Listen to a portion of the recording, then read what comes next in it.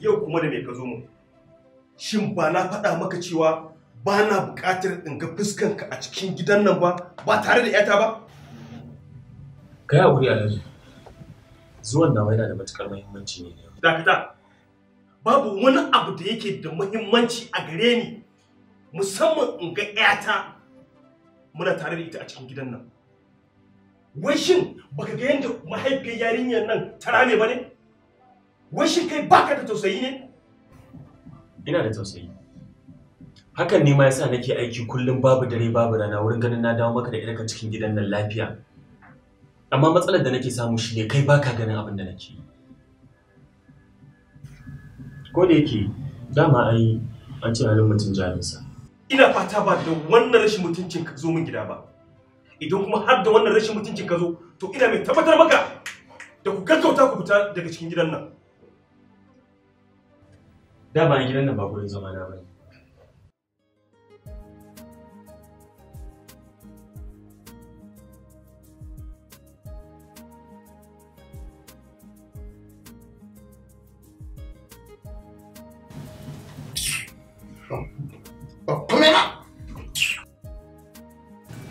Wannan ai dan kunnan Rahama ne. Ni na sai mata dan kunnan nan. Da alama haƙar mu ya kusa cimma ruwa ke.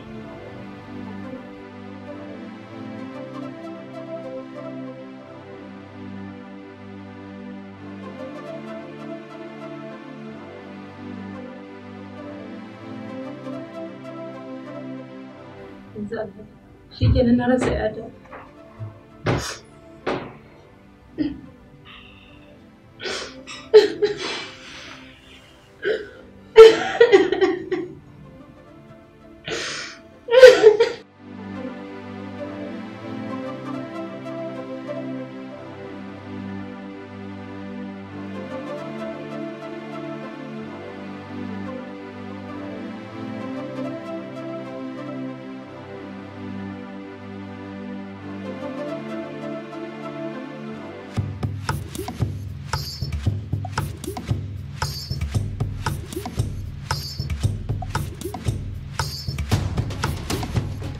Me kawo ka waje na? Kana mamakin yadda aka yi na zo nan? Ko kaɗan ba na mamakin yadda aka zo nan, sai dai ina mamakin sokancinka da wawancinka da dabbancinka da kake yin abin da ba zai taɓa amfana ka ba. Dole zan ma uzuri saboda ga jikinka nan ya nuna, fuskar ka ma ta nuna alaman kare ku yadda ya kamata. Da haka ba zan ɓata lokaci na akan ka ba. Ai wallahi sai dai kallo, domin wallahi fata kura ta yi nesa da ta kare na rantse da Allah. Iya abin da zaka iya kenan sai dai ka kalla. Shikenan ban da wani lokaci da zan tsaya ina ɓatawa da kai, na zo ne daman da wata magana. Shikenan ina jin ka, maganar ka ita kai za ta amfana ba ni ba, da haka yi ka gama maganar ka fita ka bani waje don ban san ganin ka.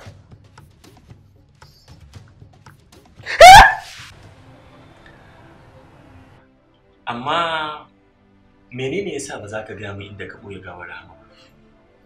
Ko za ka samu sassauci daga wannan ukubar da ake maka kullum? Za ka samun ma rayuwarka salama idan har ka gaya min gaskiya. Wasu no zan gayin maka ne abinda kuma gaskiya saba ce shi zan ƙara gayin maka dole. Na gayin maka bayan na kashe Rahama ban san inda ga Rahama take ba dan girman Allah ka kyale ni in samu salama. Idan ba kai bane wane ne? Na ce waye? Kai ne kiranta na ƙarshe.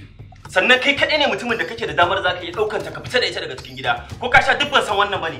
Duk na san ka san wannan amma har gobe zan gaya maka ban kashe Rahama ko ba san inda ga take ba. Dan Allah ka kyale ni mana ko dole. Dukkanin masu laifi haka suke fada. Amma daga sanda muka kama su da hannu dumu-dumu a cikin aikata wannan laifin sai su zo suna roƙon mu suna cewa dan Allah dan Annabi mai hakuri ba da sarran su suka aikata ba. To lalle ni ina mai tabbatar maka cewa ni na bambanta daban da ƴan wa'annan. Kuma duk lokacin da gaskiya ta bayyana na rantse da Allah sai ka gani da idan ka sai kai da dama duk abubuwan da ka aikata aka yi na mugu ka zalimi. Mugunta kinga ga irin takin tafi kin barni. Ko bayan raina ba zan barki ba. Ko bayan Ya Allah, Allah na roƙe ka. Allah ka yaye mu wannan musiba da bala'i da take ciki ya Allah. Allah ka bayyana rahama a da take.